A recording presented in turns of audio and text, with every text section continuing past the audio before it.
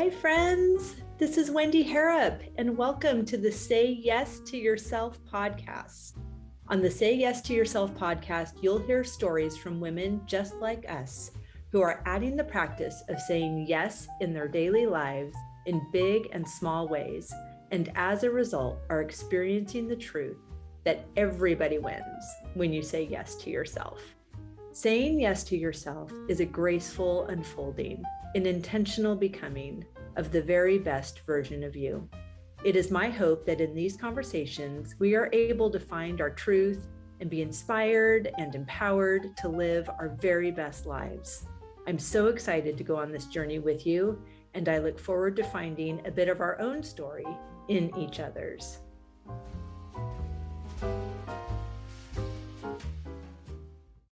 Hello, friends. Welcome back to the podcast. I'm really, really excited to share today's conversation with you. In fact, it was so fabulous. It turned into two conversations. So she's taking a quick break, and I'm recording the introduction to episode 1. And we are eager to have you learn all of this goodness, and then I don't know, just keep looking at your watch to wait for next week so that you can get the rest of it. But it was just so fascinating. You know, I told you that I've been receiving these beautiful introductions to new friends through these different booking agencies that are curating a large number of my podcast guests, which is so fun. I love when fabulous people find new friends for me. It's fantastic. And today's guest is so wonderful. Her name is Lisa Woodruff, and she owns a company called Organize 365. Now, I have been a super fan of home organization my entire life. In fact, my dad was an insurance agent, and he used to bring home extra forms in triplicate for when I played Office as a 5-year-old. And I love filling out forms. I love how each letter gets its own box. I love that everything has a place and a place for everything. I was very much a super fan in my early 20s of Emily Barnes, and she was this woman that lived in Southern California, and she went around and spoke at churches, and her program was called More Hours in Your Day, and it just talked about how you can create a beautiful home that's full of welcome, and you can do all the tasks and still make Thanksgiving dinner and all the fun things. It was totally my jam. And then, of course, Martha Stewart. I mean, I just love every single thing about all of this goodness. So I was really excited to talk to Lisa. And then as we were having this amazing, expansive conversation, she was just sharing this immense knowledge and fabulousness. And I think you're really, really going to love it. So let me tell you about her. Lisa Woodruff is the founder and CEO of Organize 365. Lisa, along with 87% of Americans, believe organization is a learnable skill, yet less than 18% of those same Americans feel they are organized. Through Organize 365's courses, Lisa aims to teach Americans, young and old, the skill of organizing and unlocking their time for what they are uniquely created to do. Under Lisa's direction, Organize 365 has conducted academic research establishing the definitions of housework, home organization, and the weight of paper in the American home.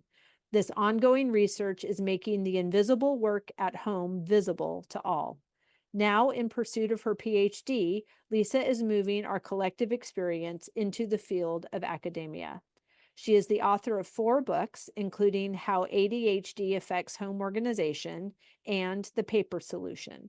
Lisa's understanding of the lived female American experience has helped her to articulate why women are overwhelmed, tired, and what to do about it. Through the Sunday basket, Lisa helps externalize the routine tasks that take up the executive functioning capacity of our brains, freeing us up to think and create again. Oh my goodness. Okay, so she's going to tell us about that Sunday basket, but also about the Friday workbox. And oh, there's one more. Okay.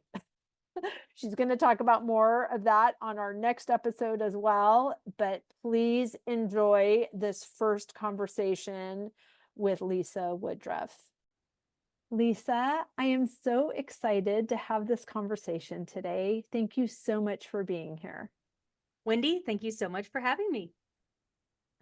Okay, so friends, listeners, the last few episodes have been with new friends, and I love this opportunity to get to know them at the same time you are. So I'm really excited, Lisa, to hear you answer this question. And how are you saying yes to yourself in this season? That is such a empowering question for a woman, and one I don't think we ask ourselves like ever. Like hardly ever. And then when you do, you don't have an answer, right? Right. That's why I keep asking it. So yeah, thank you. Thank you for seeing me. Yeah. So people can be like, think about it. So I'll back up a bit. I'm 52 Please. years old, went to college, got a college degree in teaching, so that if I could have children, I would be able to be home with them in the summer, was my goal. I did end up adopting children, and I was able to be a stay-at-home mom and quit my teaching job. That was amazing decade. Then there was the decade of children in early school, parents getting divorced, settling your parents, your father's estate while your mother's not talking to you, just the chaos of my 30s, which was not what I thought they would be like. And in my 40s, I realized that, you know what, no one was coming to save me. No one was going to be my mother for me or ask me what my hopes and dreams were. And so I took charge of my life in my 40s and started the company I have today, Organized 365. But even that, I could justify I was doing it because I was making some money and we needed a lot of money and we were in debt. And then I replaced my teaching salary and then I earned a little bit more than that. And we got our kids into private school that they needed. I was saying yes to things for me that were still benefiting my family. Then there came a point where my kids were approaching college years and our income had right-sized itself, and our mortgage was getting close to the end of being paid off, so some of the big investments we had in our 20s and 30s weren't really tapping our income as much as they had before. I already had the business, it already was successful, and I kept asking myself, what more do you want, Lisa? Like, if you were treating yourself like you treat your children, every wish they have you grant, what would you say yes to? So what am I saying yes to? I'm saying yes to as many or more things as I say yes to for my children and my husband. That's where I would start. And there's a long list of yes. I love you so much. I'm so happy that the universe has brought us together. You are my person. If we were sitting next to each other on a plane right now, I would be freaking out. I'm so excited we have all of this time because I love everything that you said. I cannot wait to hear more. And it is not, I mean, we're both working on writing this, but it is not the common conversation. No. It is not the way that women are just thinking naturally. And I love that the longer I do this podcast, the more conversations I'm having with women that are doing that. And the women that I'm meeting in different coaching programs that I'm in, or the women that come on my trips to France, and all of these things, because these are the only conversations I'm available to have. I am meeting more people, but I'm just fascinated, as you said at the beginning of your answer, that's not a question that we ever hear. And I immediately thought of a couple months ago, I had a summer solstice white party. And it's so dreamy. I say a couple months ago. it was a couple weeks ago. It'll be a couple months by the time this airs, but time is fleeting. And as I was sharing with the group my immense gratitude for having them there, everyone's in white, we're under a tent on summer solstice, eating this amazing dinner. I mean, it was so fabulous. And as we were setting our intentions for the new season and identifying what we were no longer tolerating, what we're no longer Yes. available for, and leaving behind in the previous season, some of the sweet faces that were at that table, some looked at me like I had all of a sudden transitioned into French and they did not know what I was saying. And some women looked as if I just opened the door to a cage. The Yes. cage just thought, is that a thing? Or am I allowed to not tolerate? Right. What? So the cage analogy, I literally had a picture of a cage in 2015. I'll tell you about that. But I think there are two reasons why you're met with such surprise. The first one is, in order to say as a 50-year-old woman that I'm growing, a big business and I'm going to do all these things, there's somehow an implication that I did not value, or it was not my desire to be a stay-at-home mom for 12 years. It absolutely was. I mean, I loved it. I think it was a huge privilege that I had. And now in my 50s, like, the children are not at home. What do you want me to do? Like, there's only so much housework you could do. Right. And then the second part of that, I think, is when you do decide to start to say yes, and you do have success or fulfillment or achieve your goals, and they get bigger and bigger, and sometimes they're bigger than your family members or your community. Are you allowed to keep having bigger goals than that? Or are now you just being prideful and braggadocious and too big for your britches? And why isn't what we have good enough for you? And you know what I mean? So then you're like, well, because I have the capacity, because I have the ability, because I have the desire, because we're going to live to be 1 billion years old. Like, we're all saying, like, I'll say, I hope to live to be 100 years old, but let's be real. When we were children, people were living to be 80. And if you lived to be 100, it was an anomaly. Right. Now people are living to be 100, no big deal. Plus. I'm only 50. I'm only 50. So the odds that by the time I'm 100, people are living to be 120, 140, not really outside of the realm of possibility. Right. It's cognitively out of the realm of our possibility today. But when you start to extend your time horizon, then you're like, well, shoot, I'm only 50. If I'm going to live another 90 years, I'm going to accomplish a few more things. Yes. Oh my gosh. I love it. I love it. And I love that you've made the distinction between it being outside of our cognitive ability. Yes. Because that's so true. Even the yeses that we want to say to ourselves today, because it's unfamiliar, because it's uncomfortable to imagine what happens on the other side of my yes, and will these people eat if I go to France for a week? Who's gonna do everything I do? Well, probably, I mean, they will eat, but all the things you do are not going to happen. Like, it's just not good. Not all of them. And it's totally fine. Like, it shouldn't be the same when you're gone as when you're there. Like, you do have a role. It is, but you will be fine and they will be fine. What do you want to say to that? You get to define what your role is and how it changes throughout your life. Yes, please. And sometimes the other people in your life don't want to have changing roles. They want things to stay the way they are, or the way they have been. And that's fine. Then you get to decide if you're available for that old role that you have, or portions of it, or if you want to outsource it, or if you want to abdicate it. So, like, 7 years ago, I abdicated my responsibility for anything related to food and groceries. I sucked at it anyway. More. I did. I was not good at cooking, but I did it. Like, we got married and I wanted the picket fence and the 2 kids and, like, the stay-at-home mom. I did it all. You came home, there was a full dinner. I vacuumed the house every day. I loved it. I loved it for a decade. And then the kids were in 2 separate schools with learning disabilities, and I'm driving all over town. And then I'm starting my business as an in-home professional organizer. So I'm driving all over town 25 hours a week. I'm in the car. Mm. and I suck at cooking. So I'd go to the grocery store. This was before you would like have all your food delivered or even picked up. Like you had to actually go in the store back in the day, only 7 years ago. So I would get all the food, I would put it in the house, and then I would proceed to purchase 80% of our food on the road because we were on the road. I was too tired. Plus, I don't Mm. like cooking. So then we'd throw it away. We couldn't Mhm. afford to do this anyway.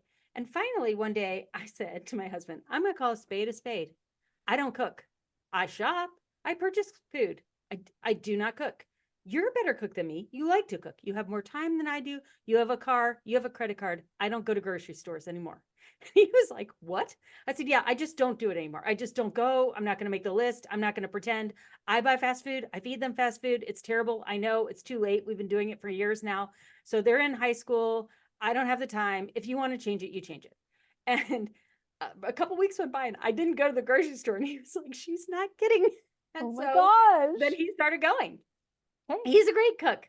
Yeah. And growing up, his mother would make Sunday dinners, and she had moved into a smaller house, and we had stopped doing that. So all of a sudden, he started doing Sunday dinners. And every Sunday, it is like a 5-star restaurant. We have a brand new dish. We have appetizers, drinks, desserts. It's awesome. And the Fun. rest of the week, we just do our own thing. The kids are now grown. We actually live with our grandchild now, and so our daughter takes care of our grandchild. And yeah, it's great. I haven't been in a grocery store in years. It's Oh wonderful. my gosh, I love that for you. It's so amazing. And I love that you just gave another person, your husband, an Yeah. opportunity to do something that he enjoys and that he's good Yeah. at, and that Mhm. everybody benefits from that, including you Right. and including your relationship Well, I mean, at the time. I'm not getting it. I don't give parenting advice. I don't give marriage. I don't give any advice whatsoever. But I do think that as you enter the empty nesting years, which by the way, they're not empty nesting, just in Yeah. case you were wondering. But as your kids get older, if your role has been, to be the primary parent, or parenting is just intense for all parents involved. For me, I won't speak for anybody else, but for me, I'm a lifelong learner. So I grew the business while the kids were in high school. But the business continues to grow. I continue to grow. I'm getting my PhD now because I think it'll be good for me and I think it'll be good for the business. It's a total differentiator for us. And I'm a nerd. So I like it. I'm 52. I plan on working till I'm at least 80 because that's how old Martha Stewart is. And she just opened a restaurant. I look at business owners in their 80s as examples of what is possible that aren't Yes, planning on ma'am. retiring. And, my husband's counting down the days to retirement. I'm like, what are you going to do for ever retired? Like, I don't understand. I'm granting wishes for myself, like I have granted wishes for my children. And so if I want to do it and I have the possibility to do it, I'm like, okay, why not? Well, yes, the answer is yes. You're so fun. Okay, Thank you. you're welcome. Thank you. This is so great. I love it. Tell me about the business. Tell me about how professional organizing has grown, become profitable for you, and has inspired you, plus your own just desire to learn more and want more, to get a PhD. Okay. So, how has professional organization grown and been profitable? As a in-home professional organizer, you are very profitable as a business owner, as a solo service business owner. And you can be pretty profitable with a small team also. Like it's a pretty lucrative thing. I did that the first 3 years of my business. But it's very physically taxing because you're in garages and basements and all that. And I knew I wouldn't Sure. last a long time. I'm not a person who works out. I'm a person who works out my mouth. Like I don't work out my body. So I was like, this is not going to be my long-term plan. So I want to go Hey, back. you realize this is not going to be the last conversation we ever have, right? I could be here. We could have a podcast, just the two of us. Yes, I'd I be think fine. we could. I love We have love found talking. us. Yes. So I have an education degree, as I mentioned. I've been in a bunch of direct sales companies. I'm from a long line of entrepreneurs. And so I have this lifelong learning. And as I was organizing people in Cincinnati, Ohio, which is where I'm from, I noticed that they were learning the skills. I learned this as a horror one day when I had two of my best clients call and cancel the rest of their services. And I'm like, what did I do that my clients aren't having me come back? And they both said we learned how to do it ourselves. And I'm like, huh, I'm the expert. How in the world did you learn? You're not organized, like, because that's the way I had been taught organization. You either were or you weren't organized. And they're like, no, we've been paying attention to all the questions you ask us. And over the weekend, we just figured it out and finished it. And I was like, oh no, I will make no money. And then I was like, oh yes, this is teachable. This skill is teachable. I'm a teacher. How do I teach this online? Because I always wanted an online business. At the same time, when I was organizing these women, mostly women in Cincinnati, I started to picture on the way home this cage. Like you just said, open the door and the cages would come out. And I realized that if you can afford in-home professional organization services, you're pretty well off, pretty much, because it's extremely expensive. But I realized this with two clients. One could not afford my services. She was one of my very first clients. She lived in a very small house, and my job was to come in for a couple of hours and just organize the nursery, which I did. And I was charging like $40 an hour at the time. So I got paid $100, and it was like $1 million to me.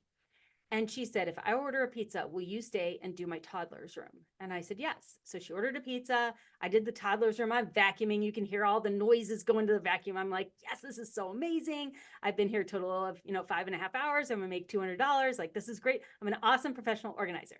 And she hands me the check, and I'm standing at the door, and she says, my husband just lost his job this morning, and I know that this will save us. And she shut the door in my face. And I was like, because at the time I needed the money.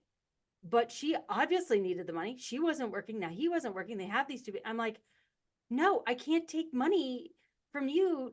But she knew that, knowing that her kids' clothes were the right size and that those rooms were organized, that was what they needed in order to get through this hard time in their life. And I was like, amazing. The second story I had similarly in that first year was a very accomplished woman. She had been in like corporate America. She was a published author, all of these things. And she had two children that had extreme special needs. And so I came over, and first we organized her kitchen, where we found a tax return check that was outdated. By the way, you cannot get that money back from the government. That was just lost. That really stunk. Then we did the garage, and like we're in there, and I'm a jigsaw puzzle person. So I pick up the pink crock, and she's like, where's the other one? I'm like, behind me to the left at 11 o'clock. She's like, how do you do that? I'm like, I just do it. So a couple weeks later, we're in her closet.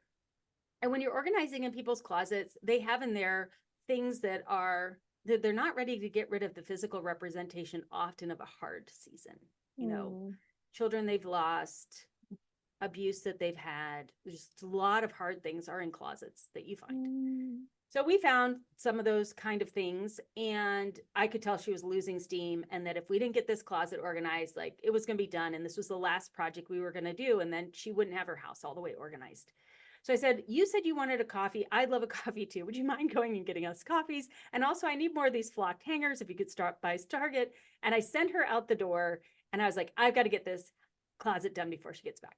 So she comes back and she starts crying. And I'm like, oh, I violated her privacy. She didn't want me to keep going. Like, what did I do wrong? And then she says, I can go back to work again. And I said, what? And she said, I could never figure out how I would get the kids ready and myself ready at the same time. So I just quit working.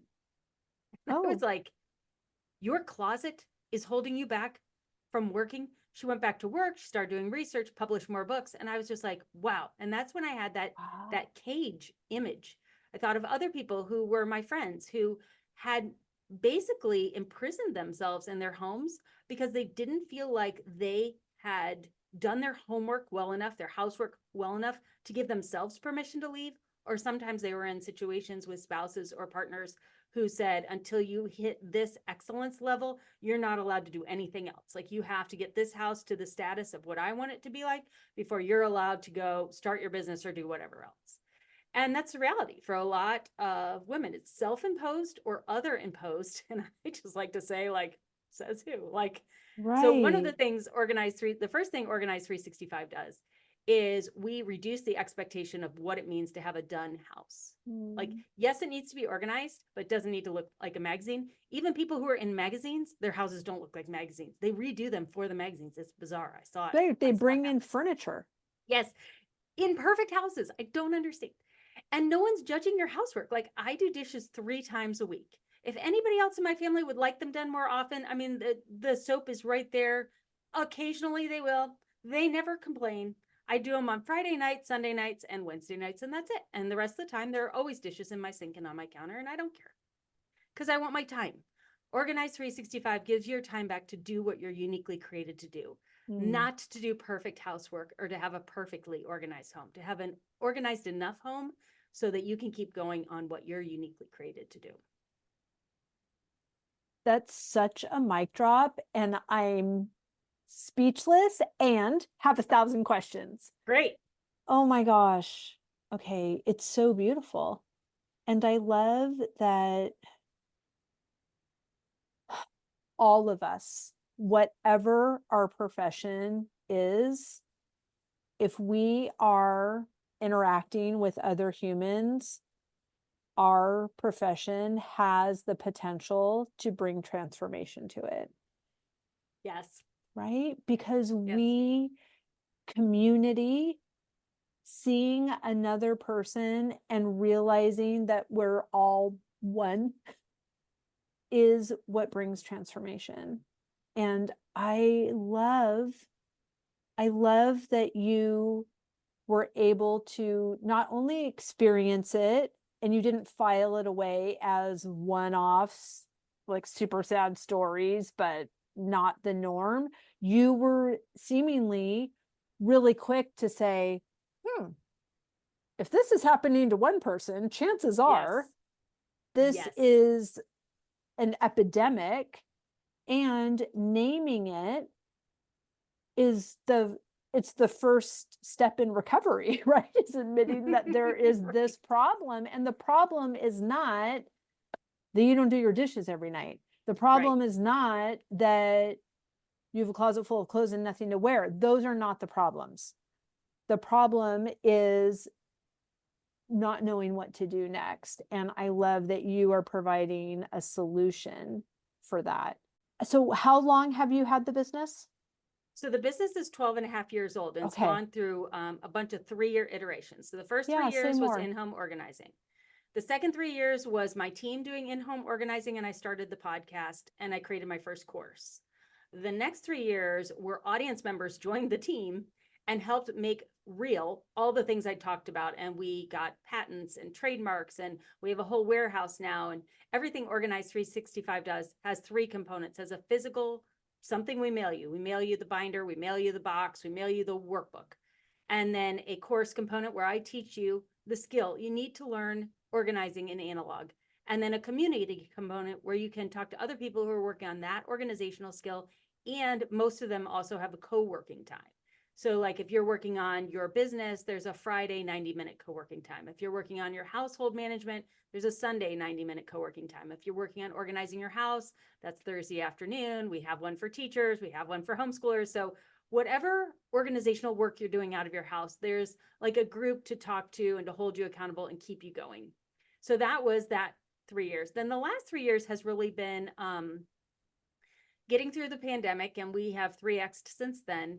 And the team has changed a lot. So now we have full-time W-2 employees. We're moving from a QuickBooks system to a custom ERP. I didn't even know that was a possibility. All new legal contracts, move the website, just all of those things that would need to be in place in order to scale. And while the team is doing that, so that I don't distract them, I decided to go get my own PhD. And I don't need to get a PhD. I want to get a PhD. However, I also think that getting a PhD is probably going to be the biggest, longest lasting legacy that I will give the world because of the amount of research and the type of research that I want to do. And what is the type of research that you want to do? So what I've learned, I was a child that did not have a lot of friends, and I was the firstborn on both sides of my parents' families, and they're both the oldest. So I was always around adults a lot. Like I talk like big. Now in my 50s, it's no big deal. But when I was little, I was using what my mom called 50-cent words. My friends didn't even know I was talking about. So I've always been able to communicate with people older and younger than me, like a generation translator. And I grew up in a very entrepreneurial family. I'm a 4th generation female college graduate, which is really weird. Wow. Weirder part, all 4 of them have started their own businesses. My mother started a business when I was in 2nd grade and sold it when I was in 8th grade. So literally, this is just like in my DNA. I just watch women decide to start businesses from scratch and sell them. It's like no big deal. I love it. And did you know that I'm sure you know this. I recently just learned that there's an entrepreneurial gene. No. Yes, and only 10% of people have it. Well, I'm not surprised about that because we're not. Gino Wickman, Oh, he Gino wrote, said that. yes, and he did it in his new, I'm looking at my bookshelf. I have Rocket Fuel, Yes, but I do EOS. but his latest book talks Okay. about, and I can't think of the name of it right now. I'll have to go look at that. Yeah. They say that the United States has more entrepreneurs. Side note, they say that the United States has more entrepreneurs than other countries because we are a country of immigrants. Like, Sure. Unless you are Indian in nature, you weren't born here. Like Right. somebody immigrated. My family immigrated like in the 1600s, so they were here originally, and my dad's family came over in the mid 1900s from Ireland. So yeah, immigrated, and you have to have some kind of ability to tolerate risk in order to, move from your homeland. So that's why we have a few more. So one of the things that I realized is that the older I get, and because like you, I like to talk to anyone, like a fence post, not a problem. I can have a conversation. I can talk to anybody. And I love people. Like I've never had a bad conversation because I love talking to people. But how, like if you're in academia, or if you're in education, or if you're in the government, or if you are in big public businesses or small entrepreneurial businesses, or homeschool, or a stay-at-home mom, all of those people have different conceptualizations of what structure is, what operations are, how to achieve goals, how to get people to work together. And they have different words that they use for the same exact thing. And I'm like, this is annoying. Like if you guys would all use the same words, like we could take the best from the military and the best from schools and the best from corporations and the best from homeschool families into like this awesome, amazing operational system. And so because I think that way, and I'm such a big picture person, like I could pull the best of all these different things into one organization. And so then if you come from any of those different entities, you'll understand what I'm saying. However, I realized along the way a couple of things. Number one, no one knows what housework is. Google it. Work that's done at home. Crazy. So I was like, we need to define it. So I hired a academic. I got IRB approval, and I funded research to figure out what housework was. And I created my own definition and we tested it. Well, then I realized I couldn't publish it because I didn't have a PhD. I was like, well, that's ridiculous. No, I have to get a PhD because this paper is really good. And I couldn't even read what other people had written on housework because I didn't have access to the libraries and the journals and whatever. And I was like, well, I join masterminds all the time and coaching things all the time. Like I have a pretty big coaching budget. So I just turned my coaching budget into a PhD budget. I was like, fine, this will be my coaching for the next 3 years. And part of it was not to publish my own research, but because I know that 100 years from now, if you publish an academic research, it will be part of the conversation. Martha Stewart may not be, because she's not in academia, even though she's like, everyone today knows who Martha Stewart is. Literally 100 years from now, people may not know who Martha Stewart is because she didn't publish in something that's going to last for 100 years from now. That's number one. But number two, I just think that very few people get to the point where they think about this problem at the level that I'm thinking at it, like no one. So no one's going to have the conversation. It's kind of like until you've been through menopause, people get hot flashes, but then when you've been through menopause, you're like, where's the research? Why is this not top on the list? And so you have to be 50 in order to get in that conversation. Exactly. My hypothesis is we do a lot of work at home, but only a little bit of it is housework. And housework is pervasive through your whole life. Somebody does it for you when you're a child. You do it when you're an adult. Someone does it when you are an elder. But the work does not change. It is not as much work as they say it is, but it is work. And so the study I just did, which we have not published yet because I'm still getting my PhD, we asked 1,000 participants in the United States that match the US demographics from 18 to 80, 68 questions, 68 items that are considered housework in housework surveys today. Do you or do you not think they are housework? The ones that they said were essential housework were only 14. And universal 100% agreement from men and women. There was zero difference between how men and women viewed tasks or if they considered them essential or not essential, which is a non-significant finding, but it's a significant non-significant finding. Yes. So then there's Spoken thousands. like a true nerd. I Yes, loved it. I am such a nerd. I But love that. it's, you said, what are you saying yes to today?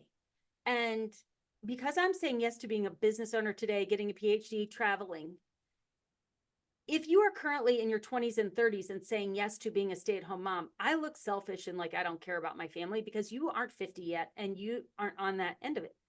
Also, I will tell you, my grandchild is in daycare and I'm like a very big pro daycare advocate now because it's the best for him. Like he is getting so much stimulation. I love it for him. Like I don't think one choice means you can't have another choice. So Right. that's one thing. But also when you look at the academic story arc of housework from like the 80s until about just a couple of years ago, the theory is that we do gender. Women do women's work, men do men's work. And how are we going to get men to do more of women's work? It's basically, I mean, that's the kindergarten version of what's Such going an on eye in all roll this. too, but Yeah, yes. yeah. So number one, if you're looking at housework that way, you're assuming there's a man and a woman in the relationship. Okay. So if you're single, period, you're not in any of the literature. But there's a second layer to it because I would say, like, I don't have the exact statistic, but it's like around 80% of those studies are not only male, female, they're male, female with children at home. Meaning, if you have children that are out of the nest, you're not in that study either. So you're really not looking at the generalizable population of the world or the United States. You're only looking at married couples with children. Right. And often in those housework studies, they have like housework questions or household activities questions, but then they also look at working from home and childcare and other things that are not housework whatsoever. And when you look at male typed housework, it is taking care of vehicles, taking care of the yard, exterior maintenance. All of those assume that you have a car or you own a house. Not everybody has a vehicle. Not everybody owns a house. So you're assuming bias, you're assuming privilege. When I go all the way back in the 80s to where these different definitions of these gendered works were, there's only one person in the 386 people that were surveyed to make that study that did not own a home. So of course you assume everyone owns a home. I don't know what the statistics are, but I'm sure it's less than half of Americans actually own their home. I would say it's probably much less than that. In my study, when I asked you if lawn work was housework, it was like 40% said yes, but of those 40%, like 80% said it was essential. So if you're a homeowner, then you think that cutting the lawn is essential. But if you don't have a house, no, you don't, because you don't have a house, because you're not doing that work. Right. So I want to get down to like, what is essential housework? Like, what do you have to do to survive? And it really is only trash, food, laundry, cleaning your house. That's it. That's all it is. It's those divided into 14 different categories. When you can make, sorry, I could talk about this forever. I'll take a breath in a minute, Wendy. I'll take a breath. So this is what my dissertation is going to be then. If housework is really only 14 tasks, and we're saying housework takes 28 to 36 hours per week, how long does it take you to do only those 14 tasks? Because those are the essential that everyone has to do. And then in addition to that, if we spread it out from 18 to 80, not just married couples with children, like your whole adult lifespan, then where does the cognitive load come in? Where does this overwhelm come in? And I believe that's in household management. And when you're looking at household management, that's not housework. Household management is managing your house, which is a leadership activity. It's not a do your fair share, man, whatever. It's a, this is the household I'm a part of. I am the CEO of this household. This is the family composition of this household. It could be a household of 1, it could be a household of 99. I don't know. You're the old lady in the shoe. I don't know. Whatever your household is, you have to manage it. And management is executive function. It's organizing, planning, prioritizing, strategy. So if you have too much to manage, it's going to impact your executive function. So obviously you need to, I think where the overwhelm comes is we make these decisions in our 20s and then you have to ride them out. Like if you have a kid, it's going to take at least 20 years to get that. If you get a house, it's a 30-year mortgage. Like some of these 20-year commitments we make in our 20s and 30s, you have to see all the way through to your 50s or 60s. And you get in the middle and you go, this is too much, but it's yours to manage.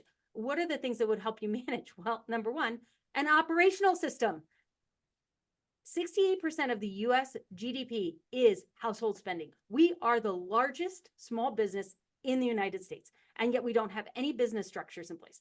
We have a finance department. We don't have anything for that. We have a supply chain and operations. We don't have anything in place for that. You have to manage, you need a household management. That's my Sunday basket. You don't have anything in place for that weekly planning. Are you doing strategic quarterly planning in your business? You should. I do it. You can come to home planning day. We do it 3 times a year. Like, and thinking about the next 120 days, and then putting in operational systems for your family composition, your phase of life, your socioeconomic status, your kind of household, like just like any other entrepreneur would do. Every household is an entrepreneur business. And when we think about it that way, then we could be like, okay, how are we going to get the work done? And it's not all housework. It's so good. All of it. Again, speechless and 1,000 questions. I love that. I love, because even, there's something about just if you take a personality test and you read something about you that you thought, oh my gosh, someone once told me in 2nd grade that I'm a weirdo because of this, but it's a thing. It's like, there's just some like knowledge is power, even though knowledge is not the solution to the thing that is making me feel overwhelmed. But I love that. Yeah. That was one of the reason for the deer in the headlights look that I referenced earlier in our conversation, was because I was saying, thank you for saying yes to yourself and coming out on a Friday night, putting your darling white dress on, having dinner under a tent with friends, old and new, making flower crowns out of my peonies. I mean, it's dreamy and fun. And you do so much. You're working, and you're a mom, and you're a daughter, and you're a friend, and you're a sister, and you're a team member, and you're doing all of these things while also keeping a running mental inventory of how much toilet paper there is, and how many paper towels, and when's the dentist appointment, and all of these things. And that is the overwhelm, and it is societally put on the female member of the house, and or just maybe I just put it on myself and think everyone else is doing it that way too. And it's a lot, the mental load, in addition to also hoping that every decision that I'm making as a parent is the right one, and hoping every decision that the other parent is making is the right one, and that hoping that everything that's happening at school for 8 hours a day without me there making sure they're the right decisions are the right decisions. It is exhausting. So I agree. And that is what is in the media. Yeah. I'd like to offer a different perspective. I would love a different perspective. When I was 40 and I started Organize 365, I basically begged a friend to pay for my kids' private school because we were so broke.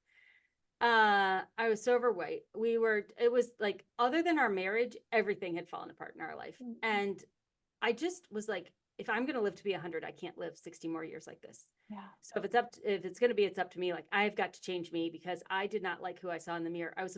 I tell people today, you wouldn't believe it. I was so negative. I was so catty. I was so the exact opposite of what I am today. Mm-hmm. And I decided that I was going to take charge of my life, and I was going to move forward. And it took me a while to get my household organized again and to get my business going. But I moved forward in positive proactivity.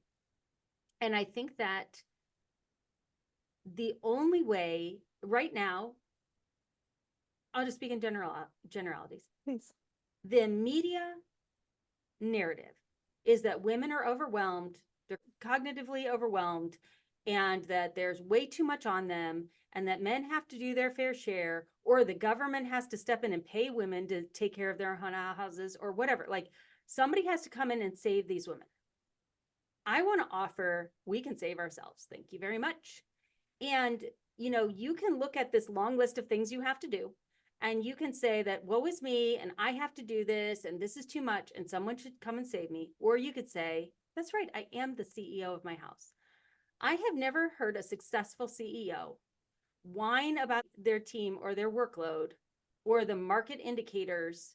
No, a successful CEO says, okay, this is the hand I'm dealt. Here are my resources. Here are my economic resources, my team resources, my physical resources. I'm going to think, not react. I'm going to think for a minute. I'm going to make a plan. I'm going to choose a few goals, not every goal. I'm not going to respond to everything that comes my way. I'm going to tell people no. I'm going to say maybe. I'm going to defer things to later. And I'm going to say, in order right now for our company to survive and be successful, we're going to focus on only these 1, 2, 3 initiatives. I'm going to rally my team behind that and use all my resource of time, energy, money that I have at my discretion to get my company back into positive, proactive, and productive mode. And then as we have capacity, I will add on more initiatives.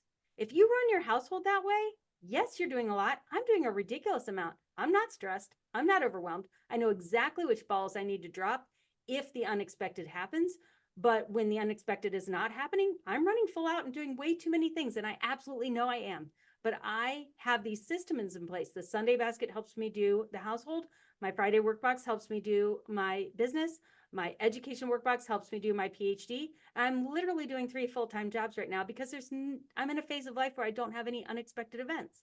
Now, if my mother-in-law happens to be sicker or something else happens in my family, I know which of those things that I can put on pause. But also, I've grown an amazing team here at Organize 365. So I'm able to do the schoolwork because I don't have to be in the business all the time because they're running the business as if they owned it, even though they don't. Amazing. You have more capacity than you think. Like, that's right.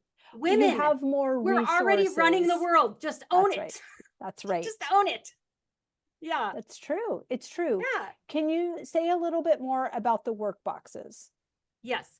Or basket. What did you call them? Yep. I'm sorry. It's a Friday work box, Sunday basket. They're all the same. They're like this, this small box that holds these colored plastic dividers that you use in binders. We call them slash pockets. And the colors mean something. So like blue always means people, and what, like it's people at home or team when you're in your work box. I'm a kindergarten teacher, so I have colors and everything means something. But the general premise of all of them is this, and you start with one and then you expand to other ones. Number one, you are not a genie. When people come to you with a DM or a piece of mail or an email or a phone call, it's not your job to make a decision and grant wishes on command. It is your job to gather information, and then you only have one question to ask yourself. Can this decision wait until Sunday if it's a household decision, or Friday if it's a work decision? Oh. If it can wait, it must wait. If it can wait, it must wait. The reason why it must wait is because you already had a plan for your day. You're already in process of doing something. Just because somebody interrupted you doesn't mean you weren't doing something. And if you this is the best example I have. You're on your way home, you've pulled in the driveway, you're going to start a load of laundry, you're going to start dishes, and you need to call your mother. You grab the mail, and instead of just bringing the mail in and throwing it in your Sunday basket, because mail can always wait till Sunday, you start to flip through it because you heard a productivity person say that you shouldn't only touch your paper once. And so on the way in, you're going to recycle some of that paper and then only take in the things you think you actually need to touch again. And so when you come in the house, you start dinner, you forget to do the load of laundry, and you forget to call your mother, because now, congratulations, you only touched your junk mail once. But you didn't call your mother and you didn't start the laundry. Now, the next day, you don't have the uniform ready for the kid. See what I'm saying? You had a plan. You have a plan. So mail, email, text, whatever, like as it comes in, can this wait till Sunday? It must wait till Sunday so that you stay on your path. When you do this for 2 months, you will gain 5 hours a week of cognitive ability immediately, because you've stopped reacting and you are proactively making your plan and going forward. And that's what the Sunday basket Friday workbox do. Anything, like I wrote down what you just said. Gino Wickman has a new book. I wrote it on a little piece of paper. When we're done with this interview, I'll throw that in my Friday workbox on Friday, not today. On Friday, I'll look it up, see what the book is, read the reviews, probably download it in my Audible, but I won't do anything about it today, but I won't have forgotten it. And that's the thing. You don't have a system to not forget it. Right. That's why I think I have 2 speeds, right now or not at all. Correct. And then you don't make good decisions, especially financial decisions. You only make charitable donations when the person asks you and you actually have the money. Not when you like collect all the charitable donations and do it quarterly and you're like, okay, this is how much money we have. These are all the quests that have come in. Like, Right. we just need time. CEOs they make decisions if they need to be made immediately. But for the most part, CEOs gather information and then the next meeting they say, here's what I've decided. Oh my gosh, this sounds so dreamy. It's amazing. Okay. First of all, I feel like this needs to be 2 episodes. Okay. Okay, good. Perfect. Perfect. Because it's like that thing of you watch the first half of the infomercial, how you can be, Yes. do, and have anything you desire, and Yeah. then it's over. Like, but how do I do that? So I would love to have you back so that we can Great. continue this conversation and how we can implement these things. But so first, tell everyone where they can find and follow you so that they'll just be working along with you in the workbook as they listen to episode 2. Does this feel like a good place to put a placeholder Yes. in? I think it's great. Yep. Fantastic. Okay. Yeah, Tell I think everyone where they can find and follow you and finish your thought. step 1 is to realize that there is a different way. Yeah. Pretty much everyone around you is drowning in home and they have not found the way out because there are no operational systems you could buy on the marketplace. So you all have to figure it out. So if you're ready to stop making excuses and you're ready to say, okay, well, I'll put in the work, then I would love to share with you what the work is. Now, I do not lie. I'm a teacher. It's like learning. So it's going to take you anywhere from a year to 3 years to truly be all the way organized and be able to do whatever you want and organized in every capacity, your home, your work, and everything. But it is worth it. I was a Montessori teacher and the 3-year rule just seems to be a thing. The 3-year rule seems to be a thing. But if you like this conversation, I have a podcast called Organize 365 where I talk about all kinds of things, organizing and also just the lived experience of being a female, being a homeowner, being a business owner. It's Organize 365. Fantastic. Oh my gosh. Of course, we will link that in the show notes and we will continue this conversation very, very soon, next week. Thank you so much. Thanks, Wendy.